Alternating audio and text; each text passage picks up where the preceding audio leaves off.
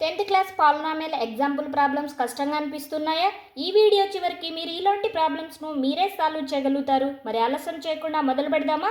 Hi students, welcome back to Stickery knowledge hub. ఈరోజు మనం 10th class maths chapter number 2 polynomials example problems solve చేద్దాం. First problem, second problem solve చేద్దాం. ఈజీగా step by step explanation చేసుకుంటూ మనం solve చేద్దాం.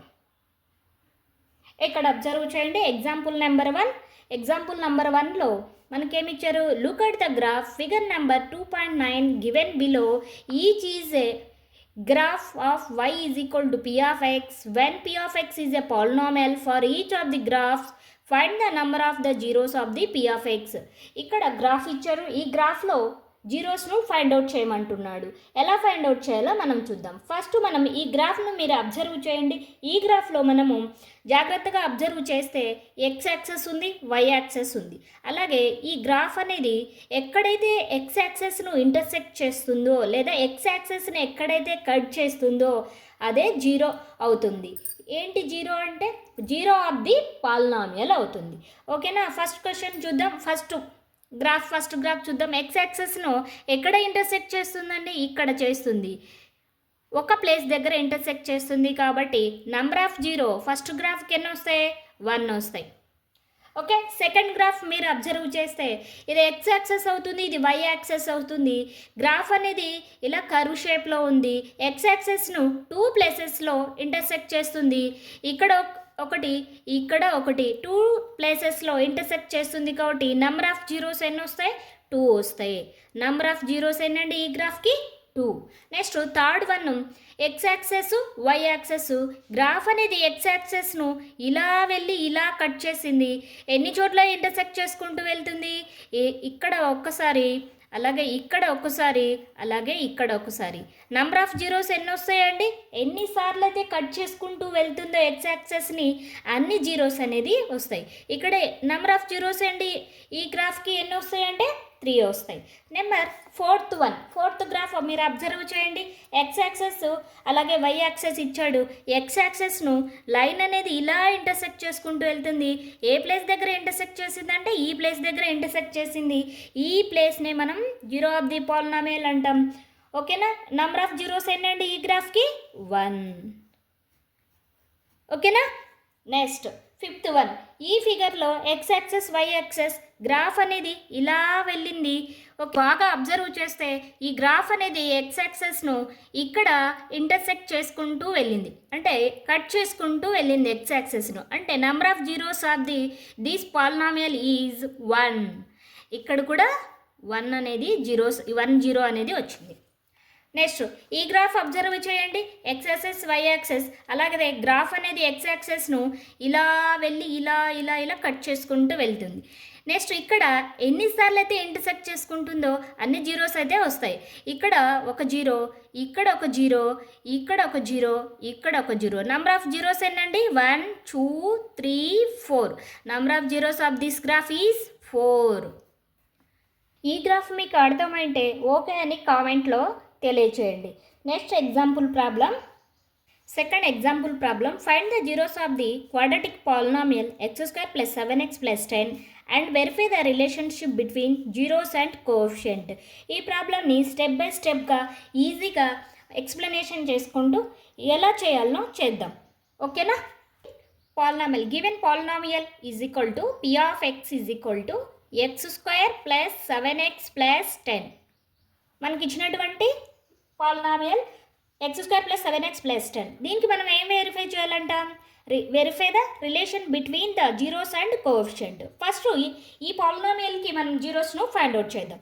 ఎలా ఫైండ్ అవుట్ చేద్దామంటే ఈ పాలినామియల్ని ఫ్యాక్టరైజేషన్ మెథడ్లో వీటికి ఫ్యాక్టరైజేషన్ చేద్దాం. ఇక్కడ ఫ్యాక్టరైజేషన్ ఎలా చేద్దామంటే ఫస్ట్ టర్మ్ కాన్స్టెంట్ను రెండింటిని ఫస్ట్ మల్టిప్లై చేద్దాం. ఏమొస్తుంది? 10x² వస్తుంది. 10x² మనము మిడిల్ టర్మ్ వచ్చే విధంగా స్లిప్ చేయాలి. 10కి ఫ్యాక్టర్స్ 5 × 2గా రైట్ చేయొచ్చు. అలాగే x² x × xగా రైట్ చేయొచ్చు. 5x × 2x ఇంటూ చేస్తే 10x² రావాలి, ప్లస్ చేస్తే మిడిల్ టర్మ్ రావాలి. ఓకే, వచ్చిందా? ఇక్కడ చూడండి, x² ఈ 7xను మనము 5x + 2xగా స్లిప్ చేసేయాలి, +10. ఇప్పుడు కామన్ టర్మ్స్ని కామన్ తీయాలి. ఇక్కడ ఫస్ట్ టర్మ్లో ఎక్స్, సెకండ్ టర్మ్లో ఎక్స్ కామన్గా ఉన్నాయి. ఎక్స్ని నేను కామన్ తీశాను. ఇక్కడ ఏం మిగిలిపోయింది? ఎక్స్ మిగిలిపోయింది. నెక్స్ట్ ఇక్కడ ఏం మిగిలిపోయింది? 5 మిగిలింది. ఓకే, నెక్స్ట్ ఈ థర్డ్ టర్మ్ అండ్ ఫోర్త్ టర్మ్లో 2ని కామన్గా తీస్తున్నాను. 2 కామన్ తీస్తే ఇక్కడ ఎక్స్, అలాగే ఇక్కడ 5 మిగిలిపోతుంది. ఓకేనా? నెక్స్ట్ ఇక్కడ ఫస్ట్ టర్మ్లో x+5, సెకండ్ టర్మ్లో x+5 అనేది కామన్గా ఉన్నాయి. x+5ని నేను కామన్ తీస్తే ఇక్కడ x అనేది మిగిలిపోయింది, ఇక్కడ 2 అనేది మిగిలిపోయింది. నెక్స్ట్ మనకు జీరోస్ ఆఫ్ ది పాలినామియల్ అని ఫైండ్ అవుట్ చేయాలి. ఇక్కడ జీరోస్ ఆఫ్ ది పాలినామియల్ అంటే ఇప్పుడు పాలినామియల్ని మనం 0కి ఈక్వల్ చేయాలి. p(x) = 0. ఇప్పుడు ఈ పాలినామియల్కి ఫ్యాక్టర్స్ ఏమొచ్చాయి? x+5 into x+2 = 0. ఇప్పుడు x+5ని ఒకసారి =0 ఈక్వల్ చేయాలి, అలాగే x+2ను =0 ఒకసారి ఈక్వల్ చేయాలి. ఇప్పుడు x+5 = 0 and x+2 = 0. +5 cut side move చేస్తే -5 అవుతుంది. ఇక్కడ కూడా +2 కట్ సైడ్ మూవ్ చేస్తే -2 అవుతుంది. ఓకేనా? ఎక్స్కి 2 వాల్యూస్ వచ్చాయి, ఒకటి -5 ఇంకొకటి -2. ఇప్పుడు the zeros of the polynomial ఏంటండి?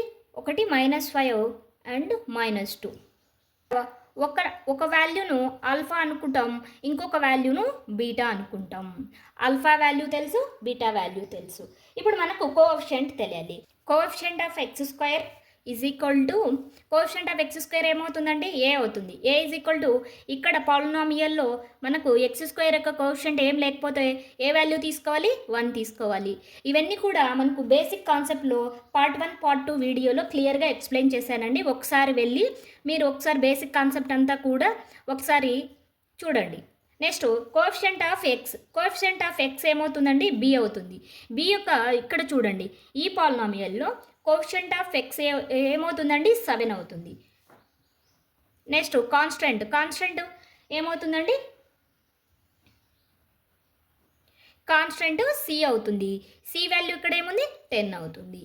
ఓకేనా? క్లియరా? నెక్స్ట్ మనము some of the zeros find out చేద్దాం. ఇది కూడా బేసిక్ కాన్సెప్ట్లో నేను ఆల్రెడీ నీట్గా క్లియర్గా ఎక్స్ప్లెయిన్ చేశాను, స్టెప్ బై స్టెప్. ఒకసారి వెళ్ళి మీరు చెక్ చేయండి. ఆల్ఫా ప్లస్ బీటా అవుతుంది -b/a అవుతుంది. b means minus coefficient of x² అవుతుంది. Coefficient of x² by coefficient of x by coefficient of x² అవుతుంది. మనకు alpha plus beta,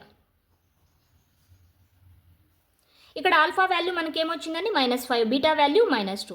-5 plus -2 coefficient of x. Coefficient of x value ఎంతమ్మా? 7 by coefficient of x² value ఎంతమ్మా? 1. ఇక్కడ already ఫార్ములాలో మనకు minus ఉంది కాబట్టి -5 ఇక్కడ చూడండి, ప్లస్ ఇంటూ మైనస్ -5 -2 ఆన్సర్ -7. -7 -7. ఓకేనా? వెరిఫై అయిందా ఇది? Next product of the zeros.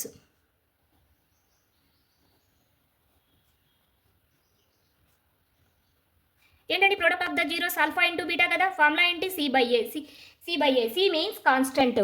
C అంటే కాన్స్టెంట్ అండి. అలాగే ఏ అంటే x² కోఎఫిషియంట్ ఆఫ్ x². ఓకేనా? Coefficient of x². Next alpha into beta. Alpha అంటే మనకు ఫార్ములా ఆన్సర్ ఏమొచ్చిందండి? -5 వచ్చింది. -5 ఇంటూ బీటా వాల్యూ ఏమొచ్చింది? -2 సి అంటే కాన్స్టెంట్ కదా, ఏమొచ్చింది? 10. ఏ అంటే x² యొక్క కోఎఫిషియంట్, ఆన్సర్ ఏమొచ్చింది? 1. -5 ఇంటూ -2 ఏమవుతుంది? Minus into minus plus 5 into 2 10 10/1 అంటే 10. ఓకేనా? మనకు వెరిఫై అయినాయా? ఈక్వల్గా వచ్చాయా? అర్థమైందా? ఐ హోప్ మీకు ఈ ప్రాబ్లం అర్థమైందనే అనుకుంటున్నాను. ఒకవేళ ఈ ప్రాబ్లం అర్థం కాకపోతే నాకు కామెంట్లో తెలియచేయండి, క్లియర్గా ఎక్స్ప్లెయిన్ చేస్తాను. అలాగే ఇలాంటి మ్యాథ్స్ కాన్సెప్ట్స్ కోసం ప్లీజ్ సబ్స్క్రైబ్ శ్రీకలి నాలెడ్జ్ హబ్.